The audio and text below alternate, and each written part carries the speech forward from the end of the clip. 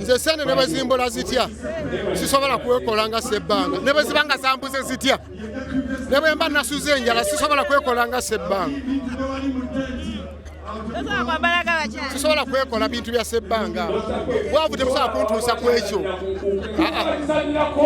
Ssente tuzirekawo nebwofuna mekatolifa ng'ofoswadde nga Sebbanga bwotyo mbuuze ebibuuzo leero tuli mu nkuuka gw'omu ku basimbe ba Ssaabasajja Kabaka abaze bayimba mu nkuuka ez'enjawulo enkuuka ya leero kyanjawulo ki ky'ogirabyemu? Enkuuka ya leero kyensinza okugirabamu ye ttaana ku budde obukyali emisana tuku bulijjo ssaawa zibeera mu mwenda wano abantu bakyali batonotono ne bawera ssaawa emu ssaawa bbiri naye katulabe ekisaawe kyonna kijjudde enteekateeka ebadde ennungi nnyo era neebaza bonna abakoze enteekateeka CBS, BBS bonna abakoze enteekateeka okulaba SPAC okulaba nga enteekateeka ebeera successful abantu basanyufu kama atuwadde obudde ndabira ddala nga eno yenkuuka ejjayo ekifaananyi ky'enkuuka.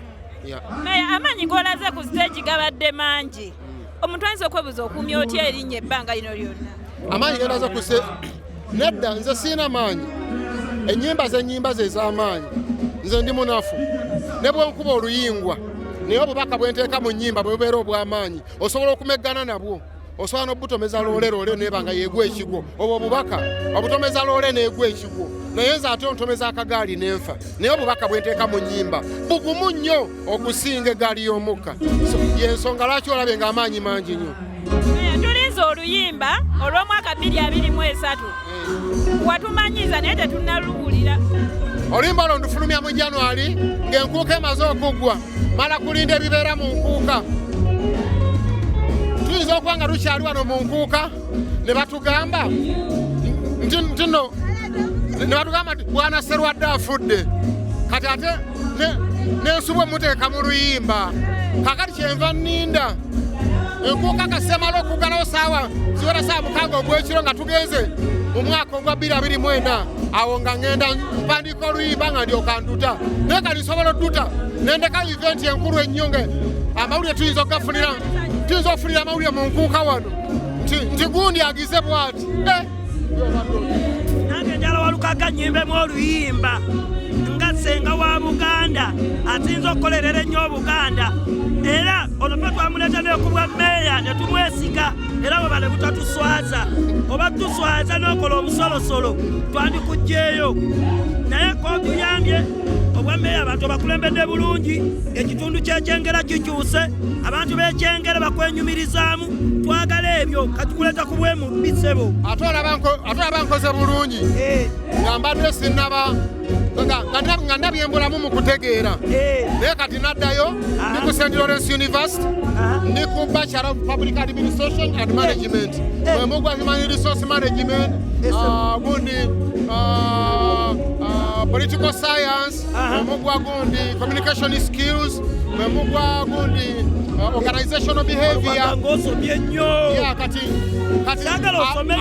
kenkoze course unity ya Organizational Behavior Human Resource Management ezo zezikola local government omanya bwe weyisa mu organization ate ne eriyo y'abakozi how can handle your workers Human Resource Management kati ngenda bakulembera bulungi okakasa abantu badde basaba nange ekyengera mpeeyo ekifo ky'abakyala nga nze nkulira abakyala b'ekyengera ebifo tetubigaba local government obeera mulonde oba obeera appointed by the state. Malamanyi meeya naawe olina etteeka erikukkiriza n'ogamba oyo omuntu wange bamupe mwaba abalonde nga bamaze obalonda mwenonda nti gwe nkuwadde ekifo kino nga naye osoose kulonde bwezenga sankaloba meeya Sebbanga ayagala kuba luseke okusookera ddala twagala otutangaze mu bapromota osuubira tebakosezza ndongo yaffe akuba enkuba etegekeddwa bitekisi bwe twogera eri waggulu waliwo omukulu eyategese obuzibu buliwa humutupuremu nze nja kukitwala nti zonna bizinesi nga bw'osanga abavuga special nga basimbye obu special 30 mu kifo kyekimu nga buli omu alinze kasitoma ajja kisinziira engeri gy'obagayinize n'oli oba it depends how yoka looks like. Yoka soma janga yetagera bikabulungi. So ndoza n'abantu balonzeewo nti enkuuka ye motoka erabika obulungi obasaabaza ne bajja bizinesi endala ne bagireka. Era ogenda togenda kuyimba. Maze okuyimba. Eri. Tosobola. Sisobola kuweereza sitaani ne Katonda. Mwanji Walukagga. Sisobola kuweereza sitaani ne Katonda. Alisna. Eri. Wano mpeereza Katonda. Ewa Kabaka. Meya katumalirize. Essaawa Lydia Jazmine gye wamuwa. Ekiruubirirwa kyali ki? Byali bya ddala, waliwo ekubira paasi, waye muwala kyasinze mbayimbi wano obulungi e Uganda. Muyimbi munna, ekyobulungi mbale sikimanyi. Okimanyi? Simwetegerezanga.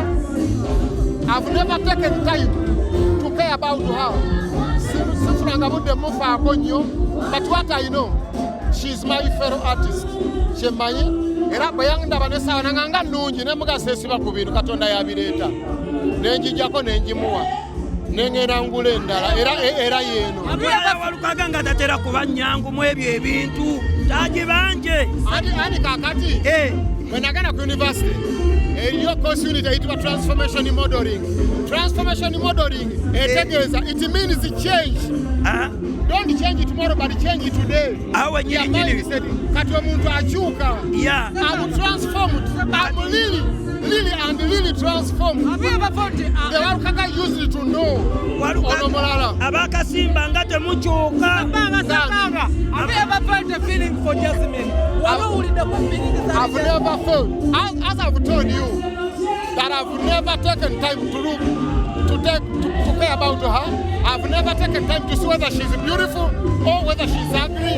What I know is that she is my fellow artist. Her beauty, her whatever, I've never taken time to think about them. Bingi bye bakulabirako. Wano sisobola butakubuuzaawo bayimbi bangi abakwebuuzaako. Ensonga ya Azawi n'omuyimba ava embalala. Wabirabye era bumutuulemu.